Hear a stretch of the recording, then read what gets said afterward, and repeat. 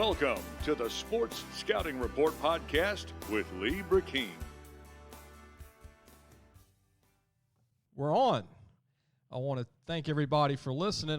The show today is going to be really great. I'm honored to have Ro Brown, one of the top radio TV personalities in New Orleans. I want to say close to 50 years, huh, Ro?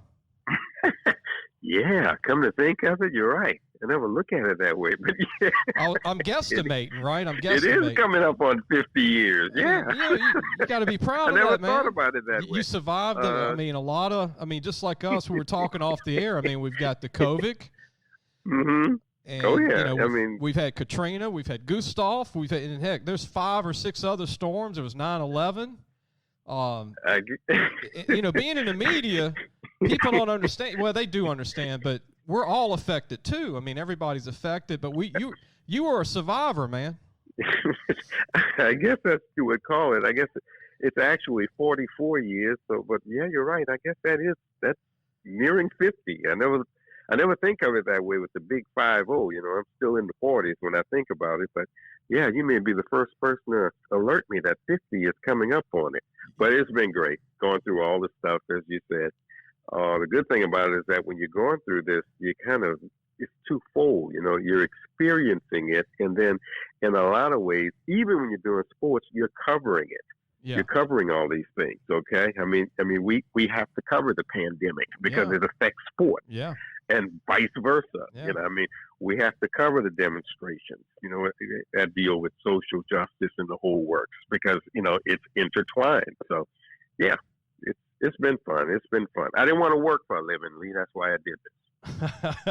I understand. Ditto. And what we mean by that, people, we work a lot. We don't get paid a lot, but we enjoy what we do. So we don't count hours, and we wake up loving what we do. We would do it for nothing. We don't like to tell our, bosses or the people who pay us that, but we would do it for nothing. Yeah, I mean, that's definitely, if I could get my water bill paid and all that, yeah, I would. Free food. Mm-hmm. Bro, I want to mention, speaking of all the tragedies and things that we've had to overcome, Louisiana people are strong. When Katrina happened, I remember people saying, what were you doing during that? I said, first of all, I didn't have power for about 2 weeks, even though I was in Baton Rouge. And I said, everything all my stores that we sold magazine gone, right? Everything affected me. And I said, I was calling, looking for players. Like, where are they? Like, let's make sure we can. And we still got our magazine out. So we had to contact people during, like, cell phones. And I remember texting I didn't like texting. And that's when I had to start texting kids, right, and parents. And I was lucky to have phone numbers as cell numbers. Because as back then, there was no home numbers that weren't working. And back then, home numbers were probably used more than they are today. But, I remember contacting through Facebook. That's when I really started having to use Facebook by trying to contact and saw who had an account with Facebook. And I was looking at it today. I was going through all my old letters and messages and all that I printed out. We contacted over 900 kids. Wow, 900? Yes, and it reminded me this year, because of the pandemic, we couldn't have these kids together to take a cover picture. And I mailed you a copy, and you saw the cover. Right. And those are kids that turned their own pictures, and we had to tell them how to take a picture when it was safe, because we couldn't get all these kids together for the first time, since Katrina. And I'm just, we were able to pull it off, and get these kids to send their pictures in, tell them how to take them and where to go on a field, nobody around. And same thing, go back to getting in touch with people. Like you said, when this happens, we have to continue on. You need to be commended for getting this publication out under these kinds of circumstances. I mean, I'm looking at my copy right now, and, to tell you the truth, I figured, whatever I would get from you in the mail of this magazine, that would be a little smaller, would look a little different, and maybe perhaps have a little less information in it, just because of what you have to go through in order to do something like this. People don't realize, how much goes into putting together a publication, putting together a periodical, a magazine, and that sort of thing. And you look at all these pictures. I mean, the pictures really look good. They're individual pictures. And most people who have read this magazine know that, you get this nice shot. You take them out to LSU or the Saints training camp or whatever, and you used to take these pictures, group pictures of all the top prospects in the state of Louisiana. But this publication, it really looks like you haven't skipped a beat. And like I said, under the circumstances, which everybody understands, with social distancing and the whole works, it's just hard to do that. It's really, even in this time, I mean, it's not like Katrina where a lot of the communication was knocked out. But still, it's hard, in these times to get a hold of people and to have them, respond back to what you requested. So it's a great looking publication, and I mean, you really did a terrific job under these kind of circumstances. You're keeping your consistency, and that's what's good. I appreciate that, and it was me. Just so people know the truth here, because people think there's 20 of us. It was me, Jace Lejeune, who's in college at Southeastern, and he helped me out of his house. And then my mom, who's 71, Dolores Thompson, and my stepdad, who's 80, Carl Thompson. That's our staff. That's it. That's it. Well, that makes it even more remarkable. Yeah. And Ro, tell everybody what you're doing now. I mean, you have a radio show with Rickey Jackson. I want you to be able to promote that. Tell everybody how they can catch your radio show in New Orleans. WBOK is a station that's about 70 years old. It's a station that I listened to as a child. Obviously, it was a soul music station, and then it became it's been various things over the last 70 years. It was a gospel music station. When Katrina hit, it was purchased by a guy named Danny Bakewell, who lives in California, who, by the way, was an outstanding all-state defensive tackle on St. Augustine's first state championship football team. And he went out to California, made a lot of money in real estate. Pretty wealthy guy, and he bought the station because he remembered being on the station with reporters like Champ Clark. When he was a high school kid, playing prep sports. It was the first time he was on radio, and he remembered that and purchased the station and turned it into a talk radio station. There are very many black talk radio stations in the country, I would assume, if there are anymore. And I am fortunate enough to do a show called the Rickey and Rose Show, which we have had Lee Breen on, and we'll have him on again this week. I am Ro, and Rickey is Pro Football Hall of Famer Rickey Jackson. And we just have a lot of fun with it. It's a 2-hour show from 4 to 6 on WBOK, and we just have great guests like Lee Breen, and, we're trying to backtrack through some of the guests that we've had, mainly because of Rickey Jackson. And I know a few people I can call, like Marshall Falk and Aeneas Williams. But he's delivered people like Marcus Allen and Lim Barney and Elvin Bethea and Robert Brazil, Claude Humphrey, Richard Dent, Eric Dickerson, Herschel Walker, Earl Campbell, Ed Reid, William Rowe, Warren Sapp, Dwight Stevenson. Everybody. And it just kind of goes on and on and on. Yeah, Larry Holmes, the great Hall of Fame basketball player with the Boston Celtics, Sam Jones, who won 10 NBA titles with the Celtics, and it's just fun. And of course, we do the local people too now. We definitely do a lot of that, because those are the people, that's your backbone. That's the people who listen to you every day. So yeah, we do prep, we do college, and yeah, we do a lot of stuff. It's just fun, and we just kind of fool around with it for 2 hours, and just, it's fun. It's just good to do. Yeah, telling stories from the 70s, 60s, 80s, 90s to now, which is, it's crazy. I'm getting old. I'm 50, but these 30-year-olds that are big sports fanatics, we love them to listen, and they're learning, right? They're learning from us telling stories before they were born. It's kind of weird to say when you interview a recruit, and it's like, when were you born? 94? I'm like, huh? 94. 94. I had my magazine. I had my magazine at 94. In 94, I was okay, but yeah, Lee, I know exactly what you mean. In my case, I'm coming up on some 3 generations. Okay, some 3rd generation athletes. Okay, and I've been doing 2 generations for a long time. Meaning, fathers and sons and daughters that I covered in high school, and it's really kind of neat. When you stop and look at it, you think about people, how they were then, and how they've grown, and how they've matured, and now they have children who are growing and maturing just like they were, and it's a connection that you get with people, and they connect with you. They connect you with the earlier part of their lives, and they never forget it. And you really can tell them who was better, the dad or the son. You really remember. It's like, no, you're better than your dad, or no, your dad's way better than you are. Yeah. Or your dad or you're better looking than your dad, like I tell most of them. Okay. Ro, we're going to take a quick break. We're going to come right back, and I want to talk about Bryce Brown, Edna Karr, and the dynasty they have created. How they rank nationally in state championships for one school. They're coming up on a big-time record. I'm going to go take a break. We'll be right back with more of Ro Brown. We'll be right back. Hello, Louisiana Football Magazine fans. Like what you're hearing? Well, you're going to love our content at lafootballmagazine.com. This week, make sure to check out our recruit spotlight articles on Wasserman running back Jesse Booker, Vermilion Catholic quarterback Drew Leger, and Helen Cox linebacker Damian Beard. Also, make sure to go to our website to order our North and South magazine editions for the upcoming 2020 season. All that and more at lafootballmagazine.com.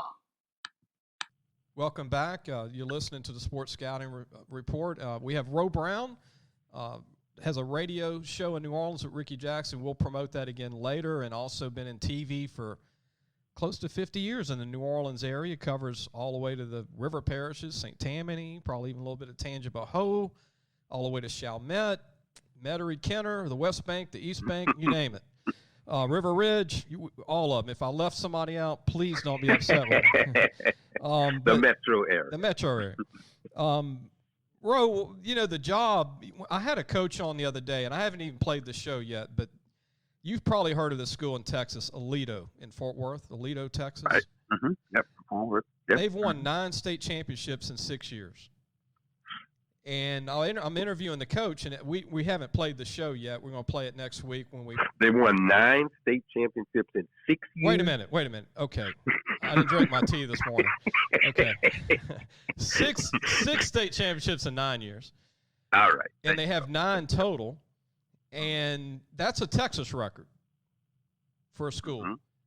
And the 9 state championships is a state record for 5A.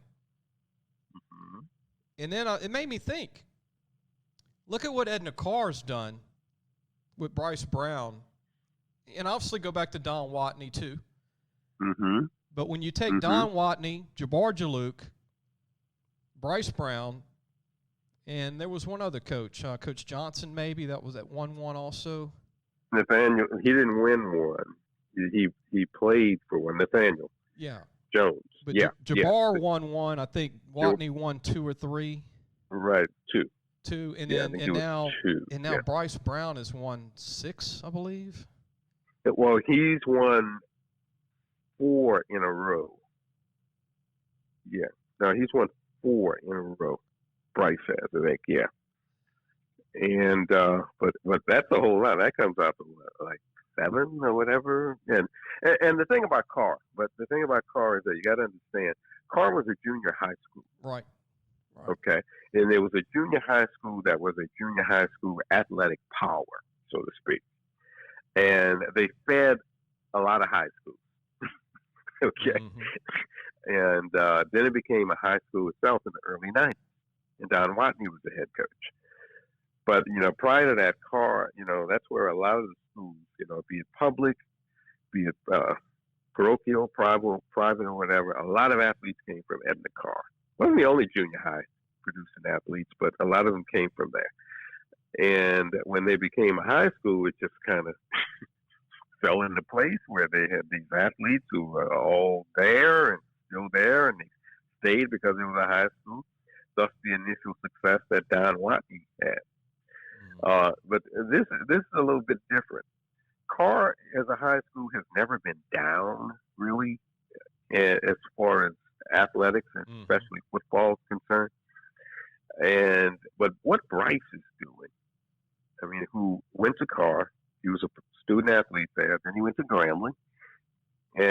and came back as an assistant. So he's been there a long time. And most of the coaches there have been in the Karr system in some way, if you want to call it a system. And that continuity has to help. And also getting athletes has to help. Because now that you have a charter system, a totally charter system in the New Orleans area, there really aren't any districts, attendance districts anymore. So, you're getting people from all over. For instance, Karr and Landry Walker, when you remember the year that they both won state titles, the same day, that great story. Well, to be perfectly honest, a lot of those kids don't live on the West Bank. Not all those kids are West Bank people. They're people who live as far as New Orleans East, who, were on that team, those Landry Walker teams. And they beat West Monroe. They beat West Monroe that year. Yeah, right. So the people come from all over the place. But Bryce and his staff, they're still able to, it seems, every year, even with changes, even with people leaving, it's been remarkable the way that they have been able to keep the program going without missing a beat on the field. Yeah. And it's really remarkable to watch. And I don't think Bryce gets enough credit for what he's doing. Like I said, it's 4 in a row now, and they're coming up on 5, and they may get number 5. and they've beaten some powerhouse, phenomenal Warren Easton teams to win it lately. And then they had to beat. Then they had to beat Neville, who was a powerhouse team. Exactly. So these are not cupcake state championship. I'm not saying any of them are, but you're playing another team with 10, 12 D1 players. Well, you know how 4A has been in the last 25, 30 years. Yeah. 4A has been, just as good, and a lot of years better than 5A. Okay? Better than 5A in some of these years.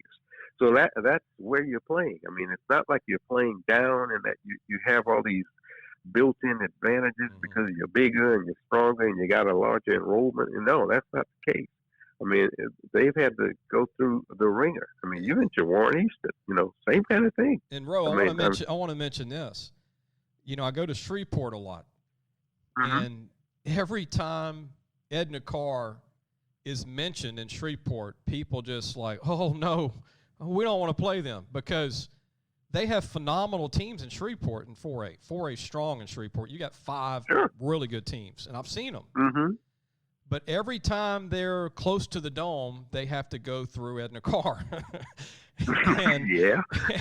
And I get parents that call me and go, we drew Edna Karr in the semis. It was good. We had a good year. Yeah. It was great getting there. Or, the second round, you got to play them, even if Edna Karr's traveling to your place. And what's so really crazy and impressive is that they lose 20 to 22 starters every year, 30 seniors every year, and 5 or 6 of their backups go D2, 1AA. Yeah, you're right. And, they, like I said, they have a reputation like Curtis has had now. Like you mentioned, the people in Shreveport, always looking to where they are in the bracket, where they fall and play out, if we might have to play them. And like you just said, people are, looking for them, right? like they do Curtis, like they've done Curtis. Like they say, they got upset. Okay, all right, we got a shot. Yeah, we exactly. might get there. Well, Bryce Brown was a pretty good, if he hears the show, which he gets it from me, he was a pretty good O-lineman. Fred Nakar was a pretty good O-lineman at Grambling, and he brings that intensity, that discipline, and he's the boss, and it's what you need. You need a coach that's not your best friend, like a bunch of coaches told me in the last 3 months on this show. You need someone that respects you. And you need a father figure away from home, and that's what he does for those kids. And I've been around him a few times, and it's amazing how organized they are. He's just a quality person.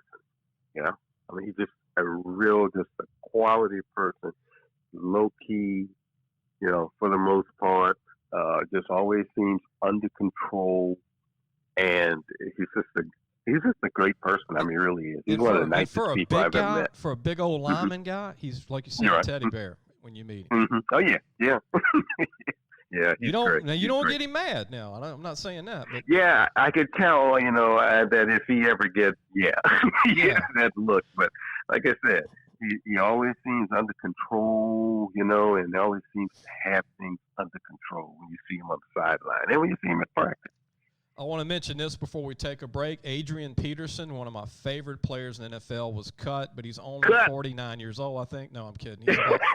He's about 40, though, which is really late, and I admire Yeah, I think, what is he, 35? 37, 38, 37. Somebody's going to sign him, that. Yeah, and he's got the body and the physique of a 20-year-old. Somebody's going to sign him. Just watch. Somebody, maybe the Saints, maybe. Mm-hmm. You don't have to pay. I mean, you don't have to pay $1 million a year to get a Hall of Famer. Yeah. Who? Yeah, that's true. In Washington didn't have the best O-line the last 3 years, or quarterback spot wise.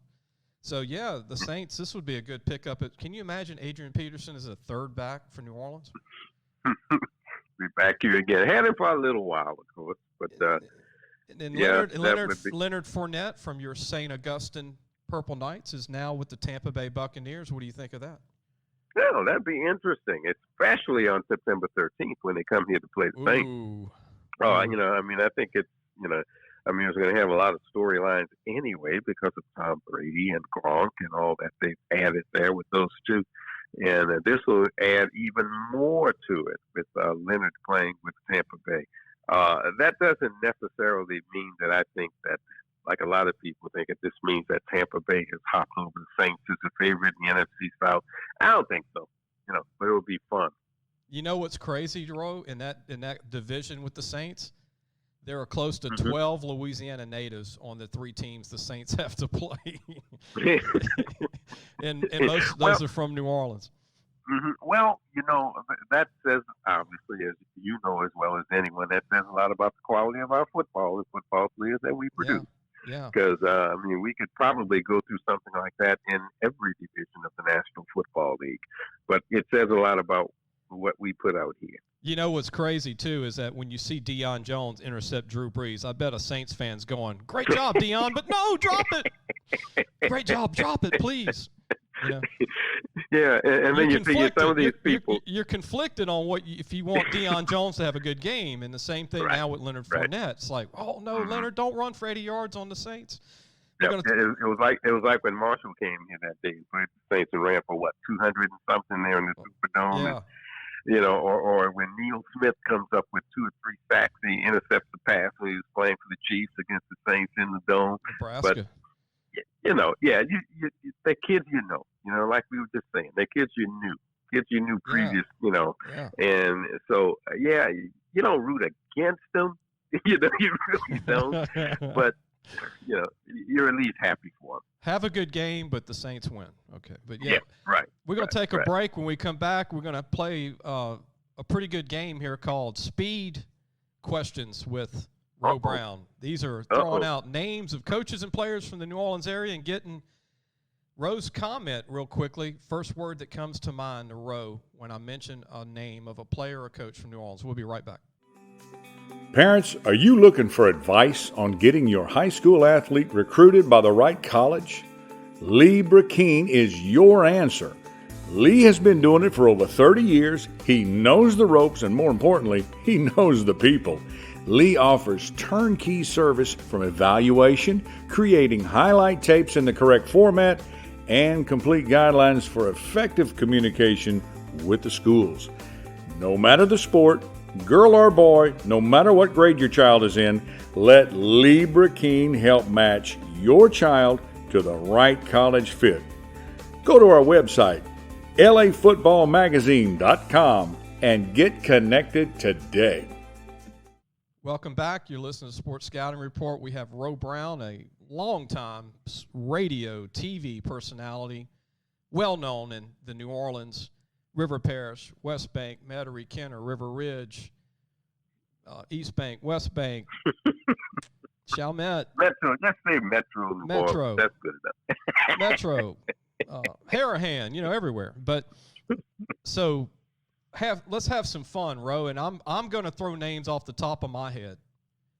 And then when I throw a name out, just quickly, first word that comes to mind, and then I'll just keep throwing names out. What do you think? Okay, I'll try. I'll see what I can do. Marshall Faulk. Fast, smart, one of the most intelligent football players I've ever seen. I can remember seeing him, on the sideline with the grease board, standing there, mapping out things for Mike Martz when he was with the Rams. Fast, smart, great football player. Leroy Horde, St. Aug. Ooh, powerful, very powerful. I was in high school with his father, Leroy Horde Sr., as a matter of fact. He was 2 years ahead of me. He was a lot taller, and he was also big, but wasn't as fast and wasn't quite as agile as Leroy Horde was. But once again, great college career at the University of Michigan, and really kind of one of the first of that period, the mid-'80s, that left Louisiana when we had a mass exodus out of here of our recruits. And he was one of the first to do that, to start that. I'm going to go St. Tammany era. Slidell High School's own Matt Forte. Ooh, he was a surprise. He was a good high school football player. I agree. But I never would have thought that he would be the college player that he was. People forget that he rushed for 2,000 yards in a season. Right. In college. Tulane. A lot of people don't talk about that a lot. But when you step, 2,000 yards in one season. And then went on to the National Football League. When I saw what he did in college, I wasn't surprised what he did in the NFL. And he had an outstanding career there. Retired a couple of years ago and retired high in the charts to the Chicago Bears. Another one of those Louisiana sleepers that comes out later. I'm digging way back. One of the first dual threat quarterbacks to come out of Louisiana. One of the first. He came out before his time. They weren't ready for him. John Eric's Leonard Valentine. Oh, Moon. Nickname Moon. Yeah, Moon was, he was a lot bigger and stronger than people thought. You kind of saw him out there, and once you got up next to him, you said, man, he is pretty much built. 1985, I think the best playoff stretch of quarterback play I've ever seen. He was perfect in the playoffs in 1985 when John Eric won the state title that year and defeated St. Martinville, as I recall, 42-7 in the final. But he was a red-hot quarterback, the best month of quarterback play I think I've ever seen in high school football. One of the best safeties I've ever seen in person, Craig Stelz, Archbishop Rummel. Number retired and all that over there. Yeah, Craig was an outstanding player. He was another one. The first thing I think about is tough and smart. He always seemed to be in the right places. And he was the same way at the collegiate level at LSU. Tough, smart, knew what he was doing. Here's going back. Former quarterback out in the New Orleans area, Steve Foley, longtime Bronco. When I saw Steve Foley play quarterback in high school, he didn't look like a real athlete. He was kind of a stand-up, drop-back quarterback kind of guy, and I don't remember all this running around and scrambling like he did at Tulane. I really don't. But that's what he was by the time he got to Tulane. And then, of course, as you know, went to the Denver Broncos and had an outstanding career there as a safety. Steve Foley was one of my favorite players that I saw kind of progress from high school to college and the pros. There was always a step up. And that's what I like about him. If I had to say one word, I'd say progression as a football player. The best tight end I've ever seen play in high school, Robert Royal, Edna Karr. Ooh, Robert was one of the best. Best tight end? I can think of some more, but Robert was a really good one. Athletic. Played on the basketball team, was a really decent basketball player. But he was really athletic. I always thought that, LSU didn't use tight ends it seemed a lot then, and I always thought that if he was some other place, I'm not saying he went to the wrong place, that's not what I'm saying, but if he was some other place where they used the tight end a little bit more at that time. You would have seen more of what Robert Royal could do. If I had to come up with one word for Robert, it would be he was consistent. You kind of knew what you were going to get. Yeah. You know, and I'm thinking high school right now, you know. Yeah. I mean, of course he was, you know, and I don't, when I say consistent, I don't mean that he was average, but you just knew what you were going to get from him. And if he would have played for LSU in 2019, he would have had 80 catches. Yep. I'm going to go one final name. We're going to end it with St. Augustine High School, a guy that played his career. A lot of people don't realize this. Didn't play a lot of high school football. Tyrone Hughes went to Nebraska. T, my man T. Yeah, he's one of those that, you know, kind of burst on the scene. It was almost like he had one season of high school football to a lot of people. Quick, fast, athletic, shifty. Just so many things. You know, was a better all-around athlete. Well, I shouldn't say that, but you know, I mean, he was on the basketball team. He was on the baseball team. Really good baseball player as well. Track guy. But when it comes to return, yeah, absolutely. You know, ran track. But when it came to returns, he was about as good as I've seen in high school. There was another guy at St. Aug that came to return who was a safety, Darryl Sanji. That was back in the late 70s. Yeah, Oklahoma. University of Oklahoma. Absolutely. He was also a really terrific return guy. But yeah, Ty was one of the, you know, that wingback position and that sort of thing was perfect for him. He was just a all-around tremendous football player. Think of the DBs that have come out of St. Augustine High School. Chad Jones, I'm still counting St. Aug, even though he finished at Southern Lab. Right, yeah. Walden Cager. How about that name? Marcus Quinn. You guys, Sanji. Yeah. Although when Marcus was there, he was a tight end. Yeah, played DB at LSU. Though. Yeah, you're right. Yeah, but he played DB at LSU, but he was a tight end in high school. Let's see, who you said? We mentioned Darryl Sanji. Yeah, Trey Sanji, brother. Yeah, also. You know, he went to Tulane. If you want to go even further back, how about Jerry Reid? Wow, that was before me. Now I was a toddler. I was a toddler then. Well, okay, I understand. But he was a starting safety. You know, as a matter of fact, he wasn't alone. There were two St. Aug people starting safeties on the national championship team when the Selmans were there. It was Jerry Reid and Sidney Brown. They were starters at Oklahoma, one of those great defenses they've had. So yeah, they spit out some people. There's no doubt about it. And there's about 10 current St. Aug DBs in college right now, and somebody will make a name for themselves out of those 10, which is amazing. But they always do. Ro, it's been fun, man. It's been fun. Hey, thank you. It's been fun. I enjoyed it. Always enjoyed talking to you. It's always fun to talk about these kind of things, you know, and you know. If I can help you with anything, you know where I am. And please tell everybody again, if they turn on their radio station when they get in their car or truck or four-wheeler or whatever has a radio in it, tell them where to go. The Rickey and Rose Show on WBOK 1230 AM, what New Orleans is talking about. Streaming live on the website, which I think is WBOK1230am.com. And tell them your times of your show so they'll know what times are you. Monday through Friday, 4 to 6.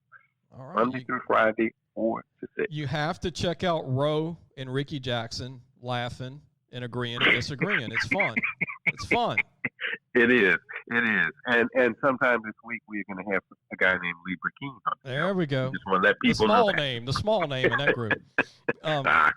Don't hang up, Ro. I'm going to end the show. I want to thank Ro Brown for taking the time today to tape the show with us. That'll play on Monday. And be sure to go to our website and get your Go to the website, lafootballmagazine.com.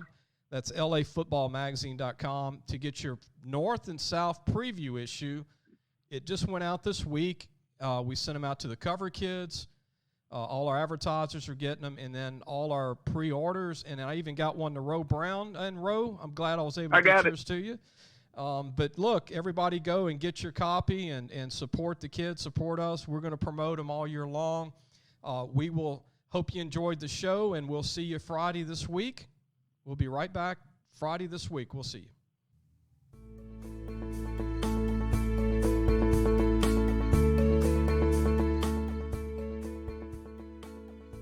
Thanks for listening to the Sports Scouting Report podcast with Lee Brackeen.